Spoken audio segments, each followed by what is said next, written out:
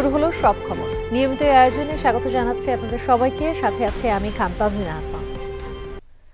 53 বছরেও রাজনৈতিক দলগুলো কেন রাষ্ট্র সংস্কারের কাজ করতে পারেনি এমন প্রশ্ন রেখে পরিবেশ উপদেষ্টা সৈয়দা রিজওয়ানা হাসান বলেছেন, জনগণের ইচ্ছায় অন্তর্বর্তী সরকারকে সংস্কার কাজে হাত দিতে হয়েছে। নির্বাচন কবে হবে সেটি ঘোষণা করবেন প্রধান উপদেষ্টা। সকালে গুলশানের এক অনুষ্ঠান শেষে সাংবাদিকদের প্রশ্নের জবাবে একথা বলেন তিনি। রাজনৈতিক দলেরা যে কথা বলছে যে তারা ছাড়া সমস্যার সমাধান করা সম্ভব না, তারা তাহলে 53 বছর সমস্যার সমাধান করে নাই কেন? Would you please answer? কেন আজকে আমাদেরকে দায়িত্ব নিতে হলো? Would you please answer? তারা একটা রূপকল্প কি এখনো পর্যন্ত আমাদেরকে দিয়েছে? তারা যে আমাদের কাছ থেকে বলছে যে ম্যাপ দিতে হবে, এই করতে হবে, রোড ম্যাপ করতে হবে, তারা কি একটা রোড ম্যাপ দিয়ে দিয়েছে যে এই সমস্যাগুলোর তারা কি করে সমাধান করবে? রাজনৈতিক দলগুলোকে পরস্পরের প্রতিপক্ষ না বানাতে অন্তর্বর্তী সরকারের প্রতি আহ্বান জানালেন বিএনপি মহাসচিব মির্জা ফখরুল ইসলাম। বিকেলে বুদ্ধিজীবী দিবসের আলোচনায় তথ্য উপদেষ্টার বক্তব্য প্রত্যাহারের দাবি জানান তিনি। ঐক্যের বিকল্প নেই উল্লেখ করে তিনি বলেন, ভারতে বসে ক্ষমতা ফিরে পেতে সক্রিয় শেখ হাসিনা। স্থায়ী কমিটির সদস্য খন্দকার মোশাররফ হোসেন বলেন, সংস্কারের অজুহাতে নির্বাচন বিলম্বিত করলে সরকারের জন্য খারাপ খবর আসবে।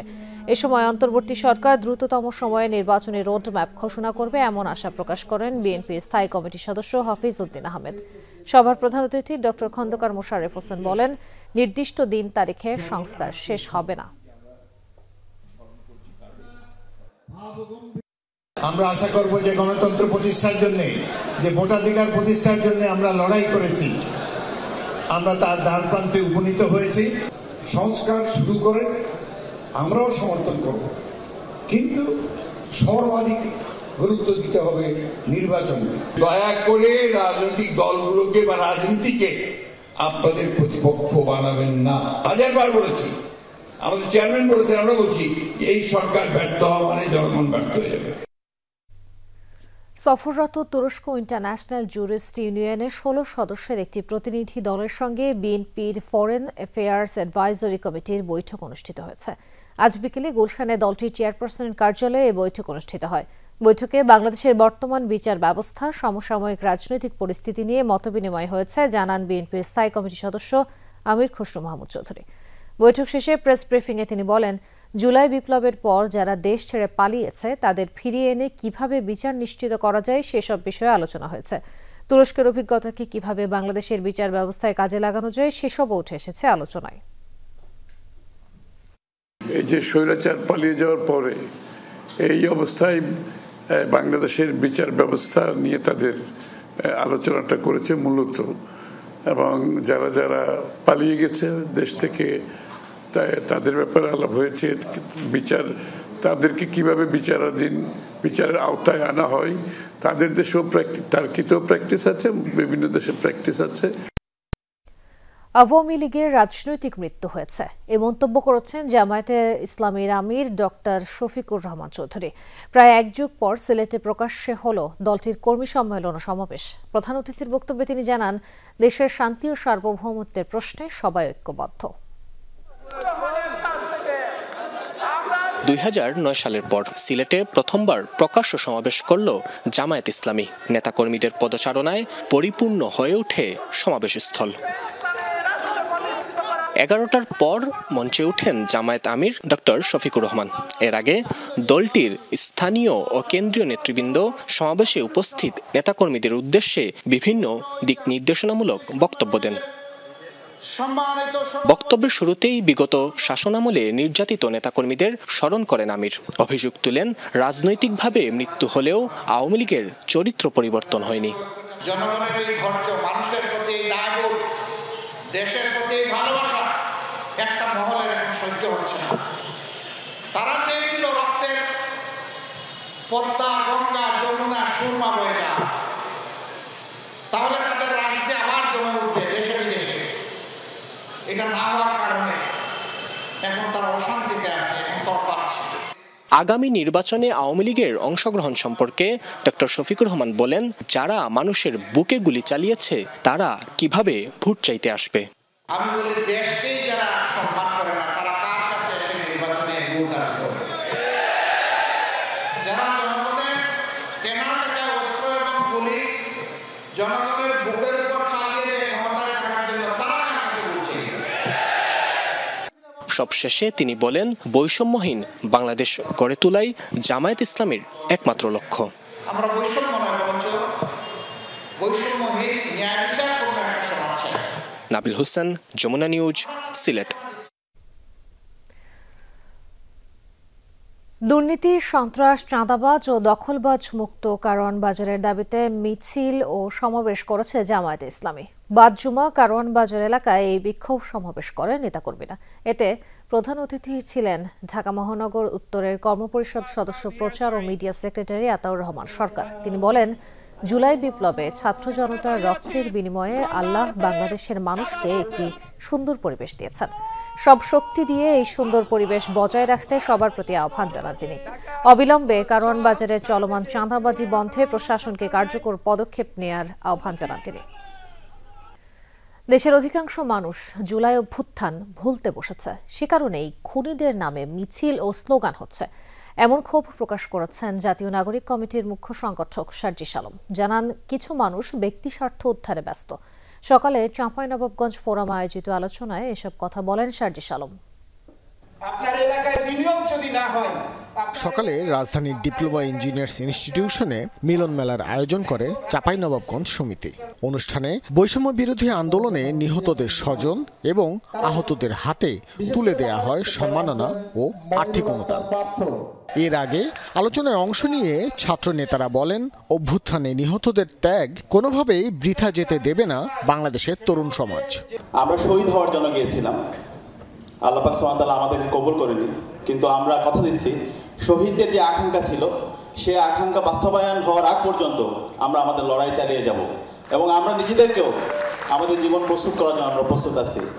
আলোচনায় সার্জিস আলম বলেন, কিছু মানুষ এখনো ব্যক্তি স্বার্থে কাজ করে যাচ্ছে, ভুলতে বসেছে জুলাই অভ্যুত্থানের রক্তক্ষয়ী স্মৃতি। আমরা বাংলাদেশের অধিকাংশ মানুষ এখন জুন 5 থেকে শুরু করে অগাস্ট 5 এই সময়টা ভুলে যেতে বসেছি। এই বাংলাদেশে আমরা এখনই একজন খুনির নাম দিয়ে আবারও স্লোগান দেই, একজন খুনির নাম দিয়ে আবারও দেয়ালে লিখন হয়, একজন খুনির নাম দিয়ে আবারও দেশের বাইরে থেকে অনলাইনে শত শত মানুষ ভিডিও কনফারেন্সে যুক্ত হয়। আওয়ামী লীগের শাসনামলের প্রতিটি ক্ষেত্রেই উত্তরবঙ্গের মানুষ বঞ্চিত হয়েছে বলেও উল্লেখ করেন সার্জিস। আজকে দক্ষিণের একটা পৌরসভা যে বাজেট পেয়েছে, উত্তরের একটা জেলা সে বাজেট পায়নি অর্থনৈতিক উন্নয়নে। একটা পরিবারের আত্মীয় স্বজন এবং এমনকি ওই পরিবারের শ্বশুর বাড়ির যত আত্মীয় স্বজন ছিল তাদের নামও বাংলাদেশে অসংখ্য ইনস্টিটিউট হয়েছে, কিন্তু আপনি দেখবেন এই উত্তরের জনপদে 3টা প্রতিষ্ঠিত বিশ্ববিদ্যালয় নেই পুরো উত্তরের জনপদে। আলোচনায় উত্তরবঙ্গের উন্নয়নের বিভিন্ন দাবি তুলে ধরা হয় চাঁপাইনবাবগঞ্জের বিভিন্ন শ্রেণী পেশার মানুষের পক্ষ থেকে। ভাস্কর ভাদুরী, যমুনা নিউজ, ঢাকা। বাংলাদেশের অন্তর্বর্তী সরকারের সাথে ঘনিষ্ঠভাবে কাজ করছে যুক্তরাষ্ট্র। বৃহস্পতিবার হোয়াইট হাউসের ব্রিফিংয়ে এমনটাই জানানো হলো। নিরাপত্তা উপদেষ্টা এবং মুখপাত্র জন কির্মি বলেন, নিরাপত্তা ইস্যুতে ঢাকার সাথে কাজ করছে ওয়াশিংটন। বাংলাদেশ নিরাপত্তা বাহিনীর সক্ষমতা বাড়াতে চলছে আলোচনা। বাংলাদেশের চলমান ঘটনাবলী আমরা অত্যন্ত ঘনিষ্ঠভাবে পর্যবেক্ষণ করছি। প্রেসিডেন্ট বাইডেনও ঘটনাগুলো ঘনিষ্ঠভাবে অনুসরণ করছেন। নিরাপত্তা ইস্যুতে আমরা অন্তর্বর্তী সরকারের সাথে কাজ করছি যেন তাদের আইন শৃঙ্খলা রক্ষাকারী বাহিনী এবং নিরাপত্তা পরিষেবাগুলোর সক্ষমতা বাড়ানো যায়। এখন যৌবন যার মিছিলে যাবার তার শ্রেষ্ঠ সময়, এখন যৌবন যার যুদ্ধে যাবার তার শ্রেষ্ঠ সময়। কালজয়ী কবিতার রচয়িতা কবি হেলাল হাফিজ মারা গেছেন। মৃত্যুকালে তার বয়স হয়েছিল 76 বছর। আজ রাজধানীর একটি হাসপাতালে তিনি মারা যান। শনিবার বাদ জোহর জাতীয় প্রেস ক্লাবে তার প্রথম জানাজা অনুষ্ঠিত হবে। পরে বাংলা একাডেমিতে হবে আরেকটি জানাজা। তারপর দেশের বাড়ি নেত্রকোনায় দাফনের কথা জানিয়েছে পরিবার। হেলাল হাফিজ দীর্ঘদিন গ্লুকোমায় আক্রান্ত ছিলেন, পাশাপাশি কিডনি, ডায়াবেটিস এবং স্নায়ুর জটিলতায় ভুগছিলেন। 1948 সালের 7 অক্টোবর নেত্রকোনায় হেলাল হাফিজের জন্ম। উচ্চ মাধ্যমিকের পাঠ চুকিয়ে 1967 সালে ভর্তি হন ঢাকা বিশ্ববিদ্যালয়ের বাংলা বিভাগে। উত্তাল ষাটের দশক হয়ে ওঠে তার কবিতার উপজীব্য। 1969 সালে গণঅভ্যুত্থানের সময় রচিত নিষিদ্ধ সম্পাদকীয় কবিতাটি তাকে এনে দেয় খ্যাতি। সেই সময় তার কবিতাই হয়ে উঠেছিল মিছিলের স্লোগান। 90-এর স্বৈরাচার বিরোধী আন্দোলনে কবিতাটি তুমুল সাড়া জাগায়। 1986 সালে প্রকাশিত প্রথম কবিতা গ্রন্থ যে জলে আগুন জলে কবিকে নিয়ে যায় জনপ্রিয়তার তুঙ্গে। এখন পর্যন্ত 33টির বেশি সংস্করণ বেরিয়েছে। শ্রদ্ধা ভালোবাসায় চিরবিদায় জানানো হলো কিংবদন্তি রবীন্দ্রসঙ্গীত শিল্পী পাপিয়া সারোয়ারকে। সকালে কেন্দ্রীয় শহীদ মিনারে মরদেহ নেওয়া হলে ফুলেল শ্রদ্ধা জানান দীর্ঘদিনের সহকর্মী, বন্ধু, স্বজনরা। তারা জানান রবীন্দ্রসঙ্গীতে পাপিয়া সারোয়ারের যে অবদান তা জাতি আজীবন স্মরণ করবে। ধানমন্ডি ঈদগাহ মাঠে জানাজা শেষে বনানী কবরস্থানে দাফন করা হয় বরেণ্য শিল্পীকে।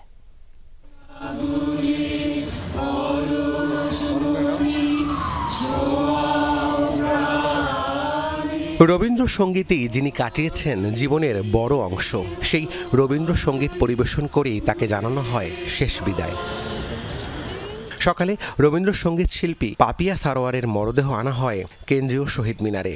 সেখানে একে একে শ্রদ্ধা জানায় বাংলাদেশ রবীন্দ্রসঙ্গীত শিল্পী সংস্থা, পাপিয়া সারোয়ারের নিজ হাতে গড়া প্রতিষ্ঠান গীতিসুধা, গীতাঞ্জলি, সত্যেন সেন শিল্পী গোষ্ঠীসহ বিভিন্ন সাংস্কৃতিক সংগঠন আর বিশিষ্টজনেরা। এ সময় সঙ্গীতাঙ্গনে তার অবদানের কথা তুলে ধরা হয়।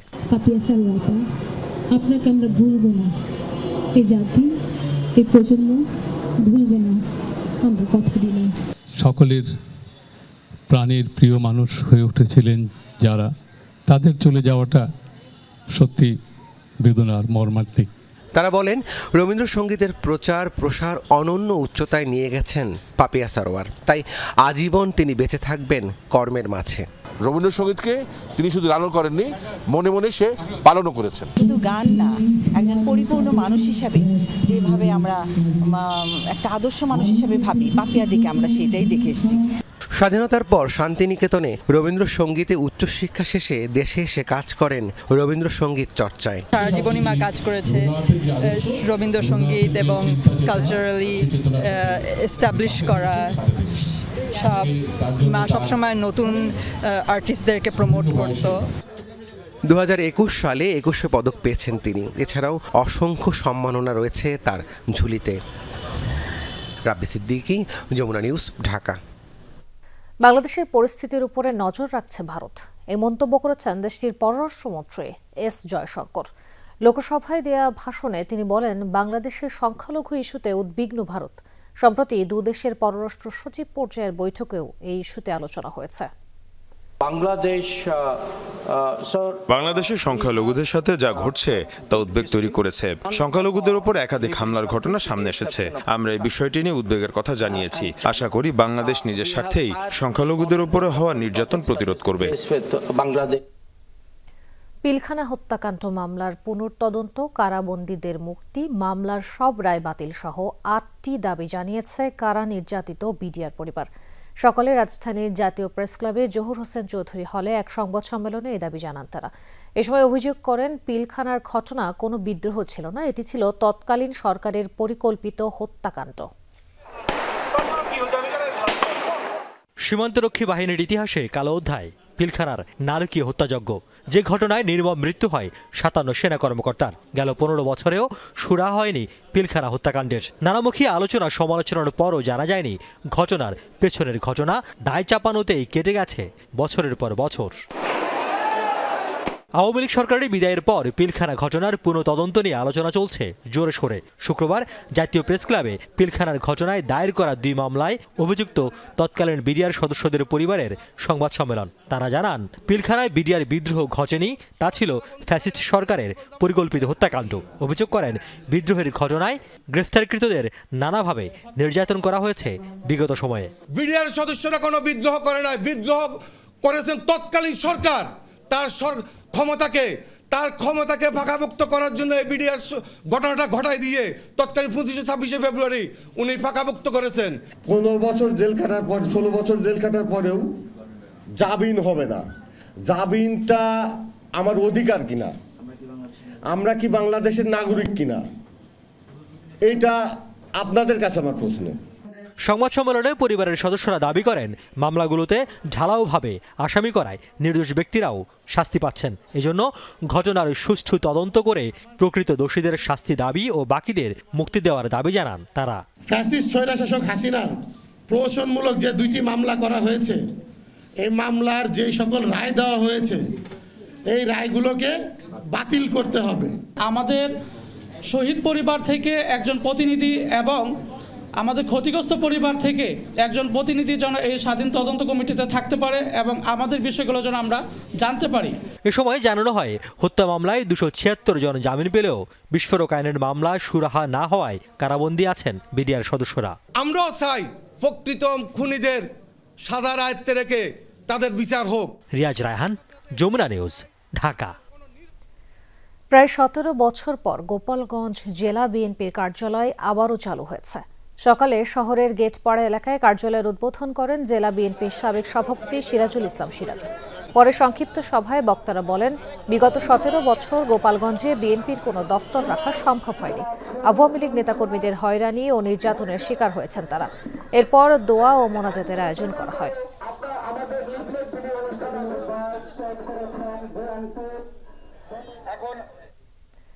চট্টগ্রামের লোহাগাড়ায় অনুষ্ঠিত হয়েছে বিএনপির কর্মী সমাবেশ। উপজেলার পদুয়া ইউনিয়ন বিএনপি আয়োজিত সমাবেশে বক্তারা তারেক রহমান ঘোষিত রাষ্ট্র সংস্কারে 31 দফা বাস্তবায়নের বিষয়ে আলোচনা করেন। আহ্বান জানান নেতাকর্মীদের ঐক্যবদ্ধ থাকার। এ সময় জেলা উপজেলা বিএনপির অঙ্গ ও সহযোগী সংগঠনের নেতাকর্মীরা উপস্থিত ছিলেন। একদম ফ্রেশ বিশ্বমানের প্রযুক্তির সকল সুবিধা নিয়ে ভালো থাকুন আপনিও। কঙ্কা। পৌষ শুরু হতে বাকি আরও কটা দিন, অথচ এখনই শীতের তীব্রতা অনুভূত হচ্ছে দেশের প্রায় সব অঞ্চলে। আবহাওয়া অফিস বলছে বায়ু দূষণ বেশি থাকায় এবছর অগ্রিম অনুভূত হচ্ছে শীত। দিনভরই থাকছে কুয়াশাচ্ছন্ন পরিবেশ আর হাড় হিম করা কনকনে বাতাস। আবহাওয়াবিদরা বলছেন গেল বছরের তুলনায় শীতের স্থায়িত্ব হবে দীর্ঘ, তাপমাত্রার তুলনায় ঠান্ডায় অনুভূত হবে বেশি। শেষের দিকে অগ্রহায়ণ, আশি আশি করছে পৌষ। এরই মধ্যে দাপট দেখাচ্ছে হিমেল হাওয়া আর কনকনে ঠান্ডা। দিনের আলো না ফুরোতেই চারদিক ঢেকে যাচ্ছে ঘন কুয়াশায়। সেই সঙ্গে হিম বাতাস কাঁপুনি ধরিয়ে দিচ্ছে হাড়ে। সাধারণ মানুষ বলছেন পৌষের আগে এমন ঘন কুয়াশা দেখা যায় না প্রতি বছর। পৌষ মাস এখনো আসেনি, আগে শীতের তীব্রতা শুরু হয়েছে এবং এটা হয়তো সামনে আরো বাড়তে পারে। কুয়াশা অনেক, সকালবেলা তো দেখাই যায় না, মনে হয় যে রোদ হয়, 11টার দিকে একটু ফর্সা হয়। হাত পা খুব ঠান্ডা, পা আমার ঠান্ডা মনে হয়ে আছে। মোটামুটি ভালো শীত, তাই জন্য আমাদের বের হওয়ার সময় মোটা এবং শক্ত কাপড় পরতে হয়। ঠান্ডা অনেক কষ্ট হয়, কি করবো, পেটের জন্য তো নামতে হবে। আবহাওয়া অফিস বলছে এবছর আগে ভাগে অনুভূত হচ্ছে শীতের তীব্রতা। মূলত বায়ু দূষণের কারণেই দিনভর থাকে কুয়াশাচ্ছন্ন পরিবেশ। বাতাসে মাত্রাতিরিক্ত ধূলিকণার কারণে কুয়াশা থাকছে দীর্ঘ সময়। ফলে গেল বছরের তুলনায় বেড়েছে শীতের দাপট। বায়ু দূষণ কিন্তু বেশি বৃদ্ধি পাচ্ছে, সেই জন্য আমাদের কুয়াশার পরিমাণটাও বৃদ্ধি পাচ্ছে। বায়ুতে যে পার্টিকেলসগুলো থাকে সেই পার্টিকেলসগুলোর জন্যই কিন্তু আমাদের ক্লাউডগুলো ফর্মেশন হয়। তো দূষণের কারণে ক্লাউডগুলো ফর্মেশন হওয়ার কারণে কুয়াশার এটা একটু। আগামী 15 থেকে 16 ডিসেম্বর প্রায় অপরিবর্তিত থাকবে তাপমাত্রা, এরপর কিছুটা বাড়তে পারে। এর মধ্যে বিক্ষিপ্তভাবে মৃদু শৈত্যপ্রবাহ বয়ে যেতে পারে দেশের কোনো কোনো অঞ্চলে। 15-16 তারিখের পরে 1-2 দিনের জন্য রাইজ করে পরে আবার টেম্পারেচার 20 তারিখের পরে টেম্পারেচারটা আবার গ্রাজুয়ালি ফল করবে আর কি। তবে এর মধ্যেও বিক্ষিপ্তভাবে কিছু কিছু অঞ্চলে মৃদু শৈত্যপ্রবাহ থাকার সম্ভাবনা রয়েছে। আজ মৌসুমের সর্বনিম্ন তাপমাত্রা রেকর্ড করা হয়েছে তেঁতুলিয়ায় 8.4 ডিগ্রি সেলসিয়াস। এছাড়া 10 ডিগ্রি সেলসিয়াসের নিচে ছিল রাজশাহী ও চুয়াডাঙ্গার তাপমাত্রা। বায়ু দূষণের কারণে শীতের তীব্রতা বৃদ্ধি কিংবা গ্রীষ্মকালে অস্বাভাবিক গরম, প্রতি বছরই পরিবেশ একটু একটু করে জানান দিচ্ছে সে ভালো নেই। তাই সময় থাকতে পরিবেশের প্রতি আরও যত্নশীল না হওয়া গেলে, দূষণ কমানো না গেলে সামনে অপেক্ষা করছে আরও কঠিন দিন। সুমাইয়া ঐশী, যমুনা নিউজ, ঢাকা। 8 ডিগ্রিতে নামল পঞ্চগড়ের তাপমাত্রা। মৃদু শৈত্যপ্রবাহের কবলে আরও 2 জেলা। কনকনে ঠান্ডার সাথে হিম শীতল বাতাসে কাহিল জনজীবন। উত্তর ও দক্ষিণ পশ্চিমাঞ্চলে তাপমাত্রা আরও কমার পূর্বাভাস দিয়েছে আবহাওয়া অধিদপ্তর। পঞ্চগড়ের শীতের সকাল, কুয়াশায় আচ্ছন্ন চারপাশ, সাথে হিম শীতল বাতাস, তাতে কাহিল জনজীবন। প্রকৃতিতে অগ্রহায়ণের শেষ ভাগ, কমছে তাপমাত্রা, বাড়ছে শীতের দাপট। শুক্রবার দেশে সর্বনিম্ন তাপমাত্রা 8.4 ডিগ্রি সেলসিয়াস রেকর্ড করা হয়েছে সর্ব উত্তরের জনপদ পঞ্চগড়ে। বইছে মৃদু শৈত্যপ্রবাহ। পঞ্চগড় জেলায় খুব কনকনা শীত লাগতেছে। এই কুয়াশার ভিতরে মানুষ দেখা পায় না।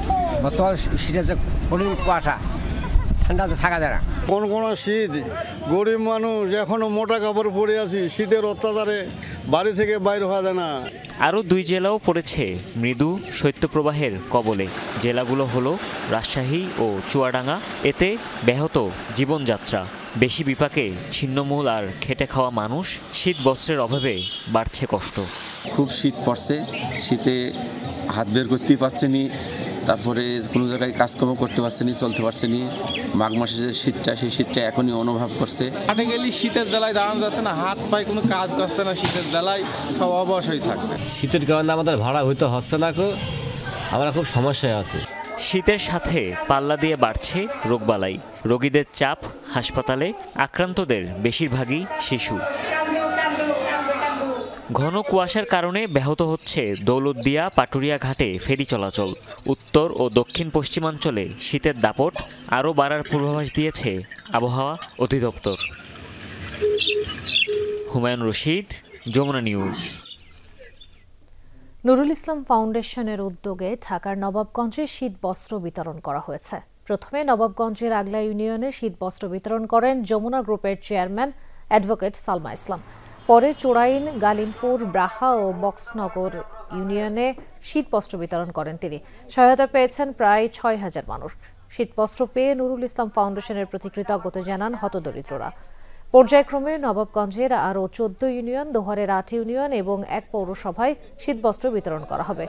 এই অঞ্চলের মানুষের পাশে সবসময় থাকার কথা জানিয়েছেন অ্যাডভোকেট সালমা ইসলাম। অনুষ্ঠানে জাতীয় পার্টির নেতাকর্মীরা উপস্থিত ছিলেন।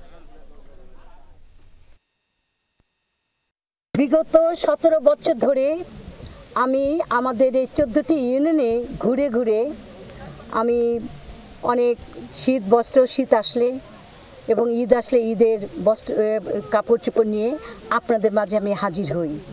ঠিক আজকে আমি নুরুল ইসলাম ফাউন্ডেশনের উদ্যোগে আপনাদের জন্য কম্বল নিয়ে আমি এসেছি। প্রতি বছর আমাদেরকে সালমা ইসলাম আমাদেরকে কম্বল বিতরণ করে, আমাকে শীতের মধ্যে সাহায্য করে। কম্বল দেয়, বছর বছর দেয়, আমরা পাই। আমরা তার জন্য দোয়া করি, সে যে ভালো থাকে, আল্লাহ তার ভালো রাখে। যুদ্ধবিধ্বস্ত লেবানন থেকে দেশে ফিরলেন আরও 85 বাংলাদেশি। সকালে সরকারি খরচে তাদের ইথিওপিয়ার একটি ফ্লাইটে দেশে আনা হয়। পররাষ্ট্র মন্ত্রণালয়, প্রবাসী কল্যাণ ও বৈদেশিক কর্মসংস্থান মন্ত্রণালয় এবং আন্তর্জাতিক অভিবাসন সংস্থা IOM এর সহযোগিতায় দেশে ফিরেছেন তারা। IOM এর পক্ষ থেকে তাদের 5,000 টাকা পকেট মানি, কিছু খাদ্য সামগ্রী এবং প্রাথমিক চিকিৎসার ব্যবস্থা করা হয়। এ পর্যন্ত 16টি ফ্লাইটে মোট 1048 জনকে বাংলাদেশে ফিরিয়ে আনা হলো। তাদের সাথে পররাষ্ট্র মন্ত্রণালয়ের কর্মকর্তারা যুদ্ধের ভয়াবহতা নিয়ে কথা বলেন, সার্বিক খোঁজ খবর নেন। পররাষ্ট্র মন্ত্রণালয় জানিয়েছে এখন পর্যন্ত 1 জন বাংলাদেশি লেবাননের বোমা হামলায় মারা গেছেন। গ্রেফতার হলেন ভারতীয় সুপারস্টার আল্লু অর্জুন। তার সুপারহিট মুভি পুষ্পা 2 দেখতে যাওয়ার পর পদদলিত হয়ে এক নারী দর্শক মারা যান। সেই মামলায় আজ এই তেলেগু অভিনেতাকে গ্রেফতার করল হায়দ্রাবাদ পুলিশ। শুক্রবার খবরটি নিশ্চিত করেছে ভারতীয় গণমাধ্যমগুলো। গত 4 ডিসেম্বর হায়দ্রাবাদের সন্ধ্যা থিয়েটারে পুষ্পা 2 মুভির প্রিমিয়ার দেখতে যান 35 বছর বয়সী ওই নারী। এ সময় পদদলিত হয়ে তার মৃত্যু হয়। গুরুতর আহত হয় তার ছেলে। বর্তমানে শিশুটি হাসপাতালে চিকিৎসাধীন। প্রশাসনের গাফিলতির অভিযোগে আল্লু অর্জুন থিয়েটারের মালিক এবং ম্যানেজারের বিরুদ্ধে মামলা করেছে নিহতের পরিবার। পুলিশ জানিয়েছে দুর্ঘটনার সময় থিয়েটারে উপস্থিত ছিলেন আল্লু অর্জুন। তাকে এক নজর দেখতেই দর্শকদের মাঝে হুড়োহুড়ি শুরু হয়। Run for health, run for unity এই প্রতিপাদ্যকে সামনে রেখে হয়ে গেল UCR হাফ ম্যারাথনের তৃতীয় আসর। হাতের ছেলে 2টি ক্যাটাগরিতে প্রায় 2000 নারী, পুরুষ, শিশু প্রতিযোগিতায় অংশ নেন। আয়োজকরা বলেন, সমাজের সুস্থতার জন্য প্রয়োজন সবার একতা। রাতের শেষ ভাগে কুয়াশার চাদরে মোড়ানো পুরো হাতিরঝিল। ছুটির দিনে শীতের আরামদায়ক ঘুম উপেক্ষা করেই এক ঝাঁক নারী পুরুষ শিশু জড়ো হন।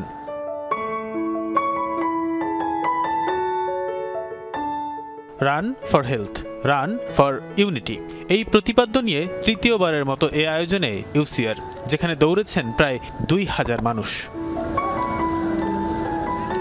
আয়োজনের মূল বার্তা, দেহের সুস্থতার পাশাপাশি সমাজের সুস্থতার জন্য প্রয়োজন সর্বস্তরের একতা। দেশ গঠনে সবাইকে এক হতে আহ্বান সবার। ইউনিটি একটা দেশকে, একটা সমাজকে বদলে দিতে পারে।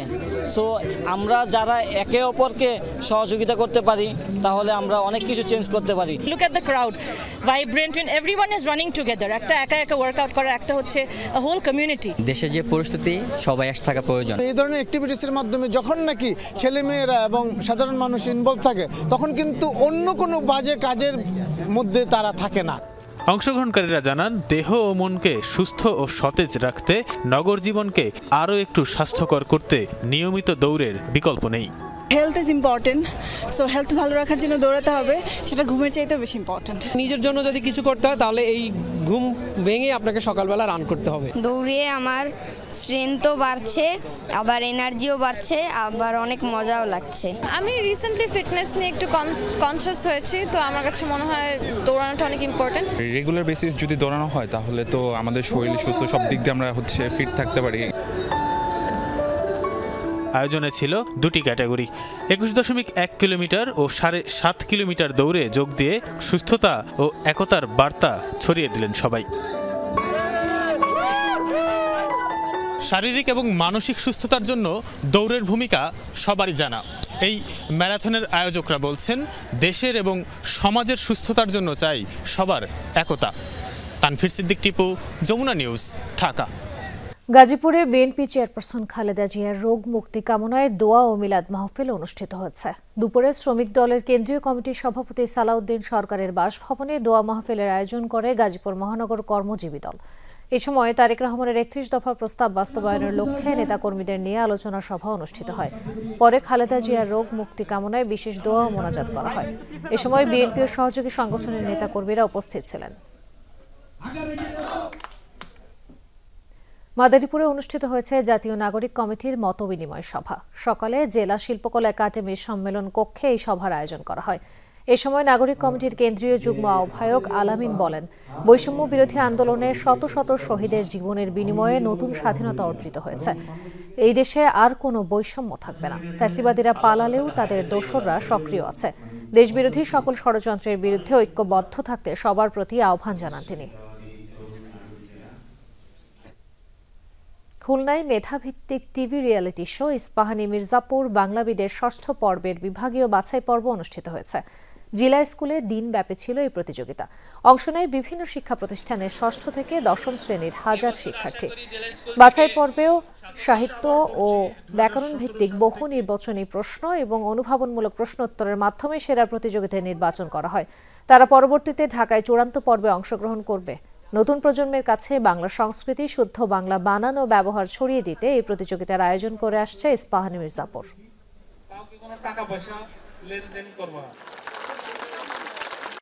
বাংলা সাহিত্যের বিভিন্ন শাখায় যে আমার প্রস্তুতি নিতে হয়েছে, এই জিনিসগুলো কিন্তু এই ধরনের অনুষ্ঠানে অংশগ্রহণ না করলে জানা যায় না। বর্তমানে যে আধুনিকতার ছোঁয়া চলে এসেছে আমাদের বাংলা ভাষার মধ্যে, সেটা থেকে আমরা বেরিয়ে আসতে পারি এবং আমাদের বাংলা ভাষার যে ঐতিহ্য, যে সংস্কৃতি, সেটাকে আমরা রক্ষা করতে পারি। ইস্পাহানি মির্জাপুর বাংলাবিদ আমাদের আয়োজন করার মূল লক্ষ্য হচ্ছে বাংলাকে সারা বাংলাদেশে, বাংলা যারা আমাদের নতুন যে প্রজন্ম আছে তাদের কাছে বাংলার সঠিক চর্চা, বাংলার সঠিক উচ্চারণ, বাংলার ঐতিহ্যকে সঠিকভাবে ছড়িয়ে দেওয়া।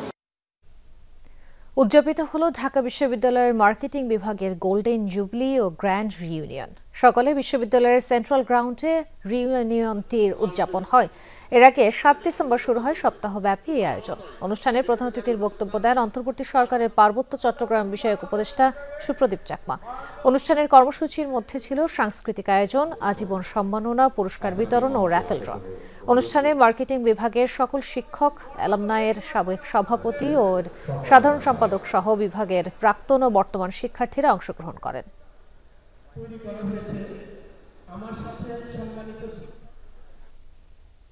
নগরীর কোলাহল আর কর্মব্যস্ততাকে পাশ কাটিয়ে শীতকাল উদযাপনে মেতেছেন নগরবাসী। পৌষের আগমনী উৎসবে জিন্দা পার্কের আয়োজনে ভিড় করেছেন অনেকে। শুক্রবার ছুটির দিন হয়, সেখানে ঢল নেমেছে পর্যটকদের। কেউ পরিবার পরিজন নিয়ে আসলেও কেউ কেউ এসেছেন সংগঠন কিংবা প্রতিষ্ঠান থেকে দল বেঁধে। সবাই মেতেছেন ঢাকার অদূরে পূর্বাচলের জিন্দা পার্কের পৌষ পার্বণের আয়োজনে। পৌষকে বরণে গ্রামীণ আবহে ছিল নানা আয়োজন। ভাপা, চিতই পিঠা, হাওয়াই মিঠাই, বায়োস্কোপ কিংবা টিয়া পাখি দিয়ে ভাগ্য গণনা সহ ছিল উৎসবের সকল অনুষঙ্গ। খেলাধুলা, গান, আড্ডা আর ঘোরাঘুরিতে সময় পার করেন দর্শনার্থীরা। তারা বলছেন, শহরের যান্ত্রিকতা থেকে দূরে এমন প্রাকৃতিক পরিবেশ ছড়ায় মুগ্ধতা। যে আমাদের যে কালচার আছে, কালচারটা কীরকম, দেশে বিদেশে অনেক মানুষ এখানে আসে, তো সবাই যেন উপভোগ করতে পারে এবং দেশ সম্পর্কে জানতে পারে। চারপাশে এত গ্রামীণ একটা পরিবেশ ক্রিয়েট করা হয়েছে আমাদের ঢাকা শহরের একটা পার্কের মধ্যে, তো খুবই এনজয় করছি। পৌষ পার্বণের যে উৎসব, সেই উৎসব উপলক্ষে আমাদের নিজস্ব অনুষ্ঠান তো ছিলই, পাশাপাশি আমাদের একটা ক্লায়েন্ট ছিলেন যাদের উদ্যোগে আরও ওইটা অনুষ্ঠানটাকে আরও ব্যাপকভাবে সাজিয়ে তোলা হয়েছে। তবে সব মিলিয়ে দর্শনার্থীদের উপস্থিতি মোটামুটি ভালো। এই ছিল আজকের সব খবরের আয়োজনে। এতক্ষণ সাথে থাকার জন্য ধন্যবাদ সবাইকে।